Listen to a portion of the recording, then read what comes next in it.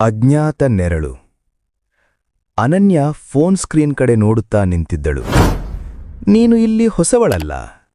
ಆ ಮೆಸೇಜ್ ಅವಳ ಮನಸ್ಸಿನಲ್ಲಿ ಮಿಂಚಿನಂತೆ ಹೊಡೆದಿತ್ತು.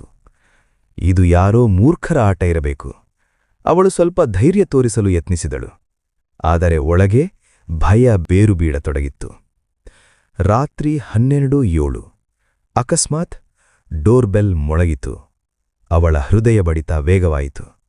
ಇಷ್ಟು ರಾತ್ರಿ ಯಾರು ಬರಬಹುದು? ಅವಳು ನಿಧಾನವಾಗಿ ಬಾಗಿಲಿನ ಹತ್ತಿರ ಹೋಗಿ ಪೀಪ್ ಹೋಲ್ ಮೂಲಕ ಹೊರಗೆ ನೋಡಿದಳು. ಹೊರಗೆ ಯಾರೂ ಇರಲಿಲ್ಲ. ಆದರೆ ಬೆಲ್ ಮತ್ತೆ ಮೊಳಗಿತು. ಈ ಬಾರಿ ಇನ್ನಷ್ಟು ಜೋರಾಗಿ. ಅವಳು ಕ್ಷಣಕಾಲ ಯೋಚಿಸಿ ಬಾಗಿಲು ತೆರೆದಳು.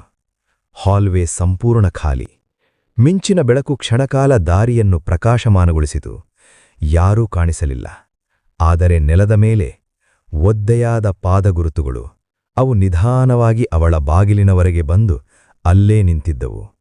ಅವಳು ಬೆಚ್ಚಿಬಿದ್ದಳು. ಅವು ಒಳಗೆ ಹೋಗಿರಲಿಲ್ಲ, ಆದರೆ ಹೊರಗಿನಿಂದ ಬಂದಿದ್ದವು. ಅವಳು ಬಾಗಿಲು ಮುಚ್ಚಿ ತಿರುಗಿದ ತಕ್ಷಣ ಫೋನ್ ಮತ್ತೆ ಕಂಪಿಸಿತು. Unknown number. ನೀನು ಬಾಗಿಲು ತೆರೆದಾಗ ನಾನು ನಿನ್ನ ಹಿಂದೆ ಇದ್ದೆ. ಅವಳ ಕೈಯಲ್ಲಿದ್ದ ಫೋನ್ ನಿಯರ್ಲಿ ಜಾರಿಬಿತ್ತು. ನಿಧಾನವಾಗಿ ಅವಳು ಹಾಲ್ ಮಧ್ಯದಲ್ಲಿ ನಿಂತು ಸುತ್ತಲೂ ನೋಡಿದಳು. ಮನೆ ಸಂಪೂರ್ಣ ನಿಶ್ಶಬ್ದ. ಆದರೆ ಅಕಸ್ಮಾತ್ ಮೇಲ್ಮಹಡಿಯಿಂದ ಸಣ್ಣ ಹೆಜ್ಜೆಯ ಶಬ್ದ. ಟಕ್ ಟಕ್ ಟಕ್. ಅವಳು ಮೇಲೆ ನೋಡಿದಳು. ಮೇಲ್ಮಹಡಿಯಲ್ಲಿ ಯಾರೂ ಇರಲಿಲ್ಲ. ಅವಳು ಅಲ್ಲಿಗೆ ಹೋಗಿರಲಿಲ್ಲ. ಹಾಗಾದರೆ ಆ ಶಬ್ದ? ಲೈಟ್ ಮತ್ತೆ ಮಿಂಚಿತು. ಒಮ್ಮೆ, 2 ಬಾರಿ, 3ನೇ ಬಾರಿ ಮನೆ ಸಂಪೂರ್ಣ ಕತ್ತಲೆಯಾಯಿತು. ಅನನ್ಯ ಉಸಿರಾಡುವುದೇ ಕಷ್ಟವಾಯಿತು. ಅವಳು ಫೋನ್ ಟಾರ್ಚ್ ಆನ್ ಮಾಡಿದರು. ಬೆಳಕು ಗೋಡೆಯ ಮೇಲೆ ಬೀಳುತ್ತಿದ್ದಾಗ ಅವಳು ನೋಡಿದಳು.